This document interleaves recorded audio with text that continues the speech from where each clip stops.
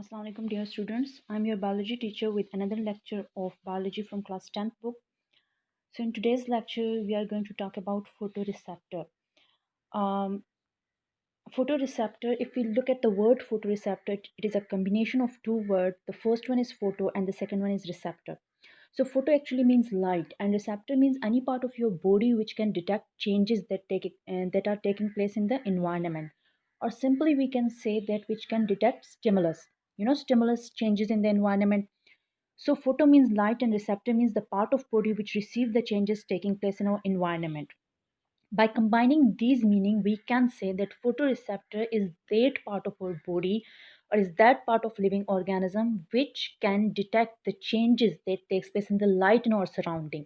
Or we can say that the part which perceive light is called photoreceptor. So in case of human being, in our case, actually the photoreceptor is eye. Eye act as photoreceptor. Eye is the organ in human body which act as photoreceptor. It means which can perceive light, which can detect the changes taking place in the light. It is present in the orbits on the face. As you can see in the diagram over here, in the skull you can see a pocket-like structure, right? You can see over here in the skull a pocket-like structure is present, and this socket-like structure is called eye orbit, where eye is present. And this eye is actually present in the form of a ball-like structure. This eyeball is made up of three layers. So in case of human, the eye is actually a round ball-like structure which is termed as eyeball, and this eyeball in turn is made up of three layers. These layers are called sclera, which is the outermost layer, choroid, which is the middle layer or which is the second layer, and retina, which is the innermost layer or which is the third layer, and the most important layer of the eye. As you can see in the diagram over here, the outermost layer which is shown with the bluish color, this is the sclera. Then the red color layer, this is the middle layer and this is called choroid. And retina, the yellow color layer which is shown over here, this is retina, the innermost layer and the sensory layer, the most important layer of the eye. Okay, now coming toward the sclera. Sclera is the outermost white, tough, muscular layer of eye. As you can see in the diagram over here, the outermost layer of the eyeball is called sclera. This outermost layer of the eyeball is called sclera. And if you look at from the front view, you can see the white part of your eye is actually sclera. The white part of your eye, right? It is also present here over the colored region, but it is transparent over here. That's why you can't say that this is sclera. Instead, you can see iris and pupil over here, right? So the outermost white tough muscular layer of the eye is called sclera, and the anterior part, this is the anterior part. The anterior part is transparent.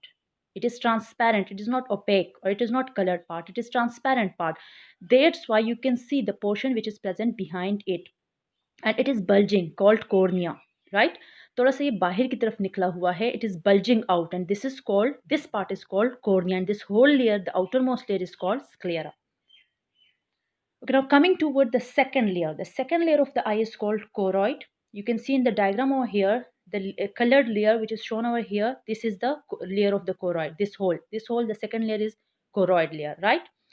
Okay, the middle pigmented layer of the eye. Pigmented layer means it is colored layer, and in the interior part it becomes thick and makes the ciliary body. Now you can see over here, sorry, okay, look at the diagram over here. You can see here the choroid become thick, and this structure where the choroid become thick, it makes ciliary body. With the ciliary body, you can see lines like structure attached over here. These are suspensory ligament, and the suspensory ligaments hold this lens, right? Then this part of the choroid is called iris. This part is called iris, which is made up of muscles, and here a gap is present, a window like structure, a hole like structure is present, and this hole like structure is called pupil. Okay, middle pigmented layer of the eye is called choroid, and in the interior part it becomes thick and makes the ciliary body. Then the colored portion of choroid in the anterior center is called iris. As you can see in the diagram over here, this part is iris, right? The colored portion of the eye.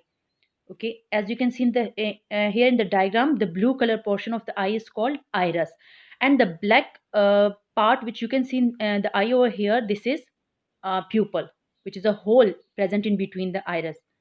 Okay, in the center of iris there is a small hole called pupil. Behind pupil, lens is present, held by suspensory ligament. Okay, now you can see over here, this part is pupil, and behind pupil, at the back of the pupil, this is biconvex lens, which is for the image formation, which is to the for the focusing of light. So this is the lens, and this lens is held in its position with the help of suspensory ligament, and these suspensory ligaments are attached with the ciliary body. With the help of ciliary body and the suspensory ligament, the lens can be adjusted for focusing light. Okay, now coming toward iris and pupil. Now you can see iris and pupil over here. The black part is iris. Sorry, the black part is pupil. This black part is called pupil, and this colored portion is called iris. And above this, anterior of this, cornea is present, but that is transparent, right? Okay, now coming toward role of iris and pupil. Actually, iris and pupil control the intensity of the light, the rays which enters the eye. The iris relaxes in bright light. When there's enough light, enough amount of light is present, or there is intense light, then the iris relax. As a result, the pupil become short. The pupil become short in size, as a result of which less amount of light can enter the eye. While when there is dim light, the pupil become large. The pupil widens, and that is because of the contraction of the iris. As a result, more light can, as you can see over here, more light can enter the eye because the hole, the window become larger. And here the window is smaller, so less amount of light can enter the eye.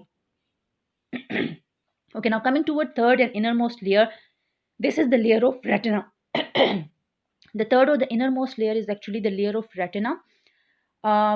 It is a sensory layer, so it means that it can detect the changes in the light. It contains photoreceptor cell and neurons. Photoreceptor cells are those cells which are actually transducer. They can detect the changes in the light, or they can be stimulated because of the light. Okay, photoreceptor cells here are of two types. There are two types of photoreceptor cells over here, that is rods and cones. Now coming toward rods. Now look at the diagram over here. You can see rod shaped cells over here. This one, then this one, then this one. These all are rod shaped cells. The grayish cells which you can see over here, the grayish white cells. So these are the rod cells. They are named because of their shape, and they give image of the object but not color, because they can only perceive dim light. They work in the dim light, and in the dim light, you know that we can see images, we can see object, but we cannot differentiate into the in the colors of the object. So it give image of the object but not color, and it contain a pigment that is called rhodopsin. Rhodopsin is a purplish red pigment, and in our body it is synthesized with the help of vitamin A.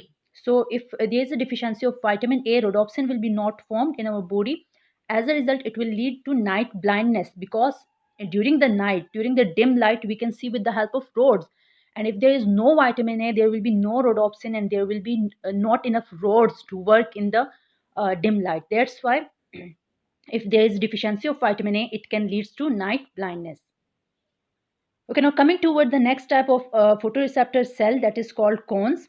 Now you can see in the diagram over here, the cone-shaped cell. This is called the cone-shaped cell. This is the cone cells, and there are three types of cone cells: the red one, the bluish one, and the green one. Right. So they are responsible for visualizing color, and they contain a pigment that is called iodopsin. Here, iodopsin is present, and iodopsin is of three different types. On the basis of specific iodopsin, there are three different types of cone cells, that is for red, for green, and for blue light. And all other colors are formed by the mixing of these rays in different forms. And when all the rod cells are equally stimulated, all the cone cells are equally stimulated, then a white color will be formed. White color image will be perceived. Okay. Now coming toward the space between cornea and lens, this space, this is the lens, and this part is cornea. So the space between the cornea and lens is called aqueous chamber, and it contains a fluid which is called aqueous humor. While the space between the lens and the retina, it is covered with it is called vitreous humor, the vitreous chamber, and it has a fluid which is called vitreous humor. Okay, so the message from the eye is carried by nerves, and these nerves are called optic nerves. The spot where the optic nerve leave the eyeball, there are no sensory cells, or there are no photoreceptor over here. So this is blind spot. No image will be formed over here. Now here, opposite to the lens, Opposite to the lens, you can see a part is present where fovea is written. Fovea is the part which is also termed as yellow spot. It is it is also termed as yellow spot. It is a yellowish spot where cones are densely packed, and if there are a lot of cones present over here, it means the visual activity is maximum over here. Coming toward mechanism of vision, or how can we see an object? Whenever we see an object, like look at over here, this is a tree which we can see with the help of our eye. So first of all, the light rays will fall over the tree. When it strike the tree, they are reflected back toward our eye. They pass through the cornea, and from the cornea, they pass through the lens. This is the pupil, then lens. When they pass through the lens focus them on the point of the retina, on the fovea. As a result, an image is formed, but this is inverted image. Then the message is sent with the help of these optic nerve toward the brain, and then brain make a correction in the image formation, and we can see the object. So this was all about today's lecture. Thank you so much for listening. Hope so you understood it. Thank you so much. Stay blessed.